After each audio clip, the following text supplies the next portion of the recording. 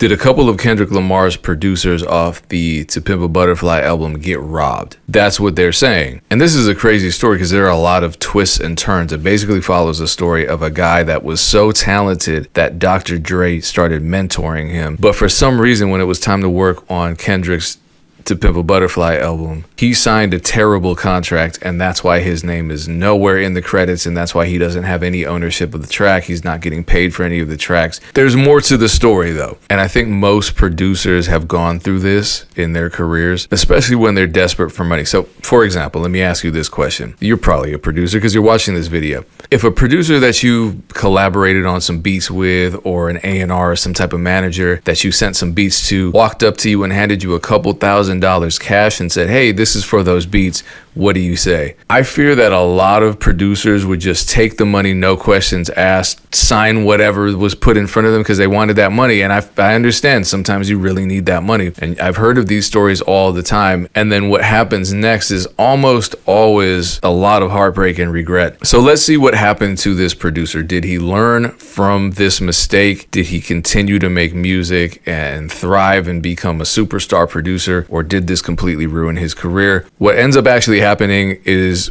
pretty insane. Let's watch. Was working with one of my close friends, Wes. We went to this guy's studio for a few weeks and made some beats. We run into the guy at a show and he's like, yo, I gotta pay you guys for that session. And we didn't know, like at the time, like I said, I didn't know about publishing. I didn't know about anything. Just like, how do you get paid? But I was like, oh, this is how we get paid. You run into the guy and he wants to pay you. So he invites us back to the studio.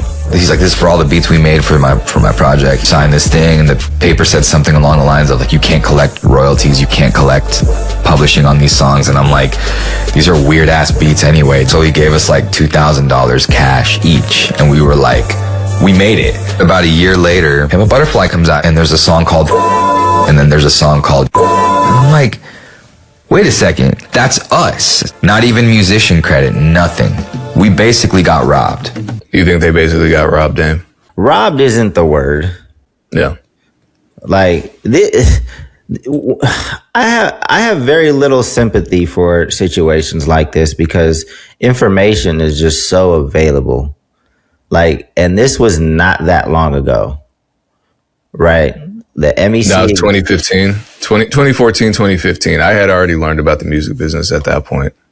Yeah, I didn't think it was, I wasn't, in my mind, I wasn't thinking it was that, because I was about to say the MEC existed and the MEC didn't exist. But still, like, this is an industry you claim you want to have a career in. And this would probably be, like, if this was a class, like, about publishing and royalties and stuff, like, this would probably be on day one, you know, or two. Like, the first day you get your syllabus and maybe just go through the structure of the class. The second day you would learn this, or like how not to fall into this. And if this happens today, it's even crazier because you could just put a contract into ChatGPT and at least get like the red flags. Well, the thing was, he didn't need to. He said, and he recalled what the thing said, what the agreement said. It said, you don't get royalties. So he was aware, but the XYZ, as we're calling it, was for him that he wanted that $2,000. And if anyone pays you cash in the music business, that's always a red flag. Or if someone pays you for a project for one company from another company name, another red flag. Happened to me. What was I going to say? So he was aware of it, but he thought the beats were too weird. He thought he was just getting a windfall of money. Right. And then after the fact, so that $2,000, if he had foregone taking that cash, he would have likely gotten six figures.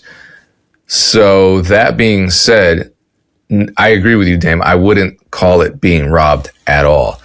But what is also crazy, in addition to him being aware that he wasn't entitled to, like, normally when you get robbed, you don't have a choice.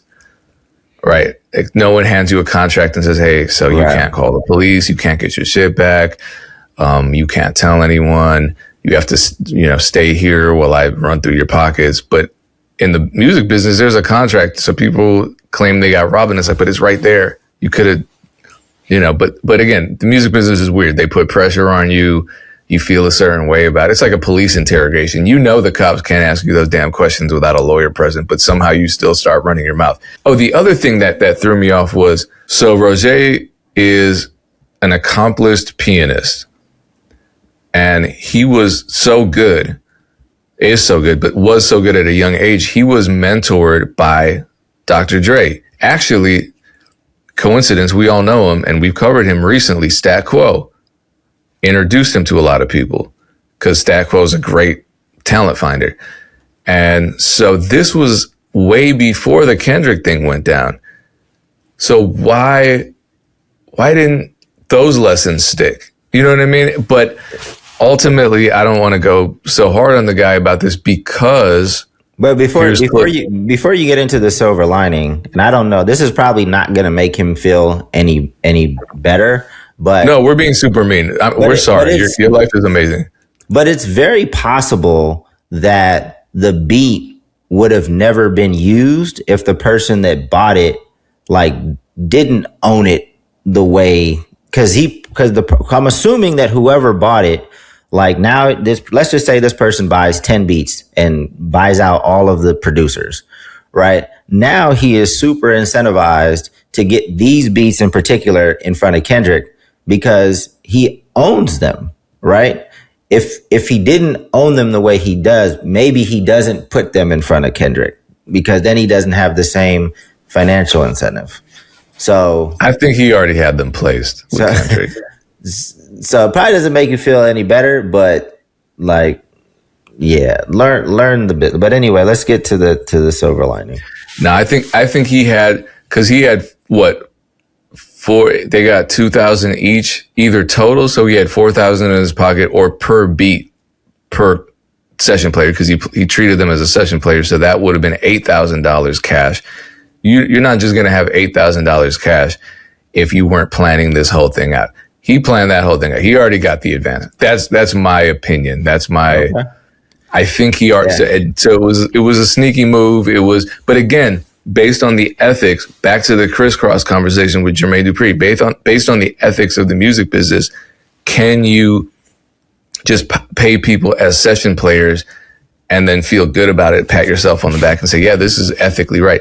Yes, that's how it works in the music industry. I hate it though. It's the Clyde Stubblefield situation where you can play an instrument and write your parts to iconic tracks that without your input would not have been what they were, and get nothing and die broke because you're treated as a session player and because no one said, you know what, I'm going to look out for you and just give you 5% on these records. Yeah. But here's the silver lining for this producer, at least. I spent years of my life suffering, learning how to play like classical music at Knuckle Busters. And then the first big song, my first big check was literally... I didn't even know what songwriting or publishing or anything was. Somebody's job is to walk in the room and make the most amazing riff ever. I want to be a part of that somehow. There was like this 3-week period where I made Broccoli, what would become Skywalker, what would become Bad at Love, and what would become Sicko Mode. Talk about like hitting the... So just running that down, that's at least 2 diamond records, 2 diamond singles. So he went from getting paid off $2,000 in a terrible deal to going diamond twice. And actually, maybe Bad at Love. Well, I know Skywalker either won a Grammy or was nominated for a Grammy. So he said in a 2-week period, he's done more than the average producer, than virtually all producers have done throughout their entire lifetime. Man. I mean, from this short story, I highlight a few things. One, you're going to take your L's in this industry. You know, you hopefully just educate yourself and have a great network so that when you do take a L, it's a lowercase L and not a huge L. 2, just continue to take shots. You know, take your L and keep it moving. Learn from it, keep it moving, and you got to put up more shots. The more shots you put up, the more chances you have at hitting some of these lottery hits that Roger hit. And I think 3, this cat seems super fucking talented. like, talent still matters. You can still stand out. There are still people in this industry that are looking for extremely talented people that have put in their 10,000 hours times 5, right? So that is still a very real thing. And I think talent still cuts through, especially if you're talented enough to do it consistently and evolve and support other creators, like, and help bring other creators to their maximum potential. Like, that is still very alive and well, as much as people will tell you that it's not. It's because people are morons. And I'm glad he pointed out that he was so well trained and so vigorously dedicated to his instrument that he was surprised at what ended up making his career. But he couldn't have done that without that training. And a lot of people hear the end result and are like, oh, that's just a simple 2-chord turnaround. Okay, if it's that simple, you do it. Well, I don't want to. I have too much integrity. No, you don't, bitch. You've never played as well as he did. These people that are coming up with this quote unquote simple shit are way better than you. And especially in the producer community, we have this narrative that everyone is simple and everyone's okay, cool. If all beats are simple and they all sound the same, you do it.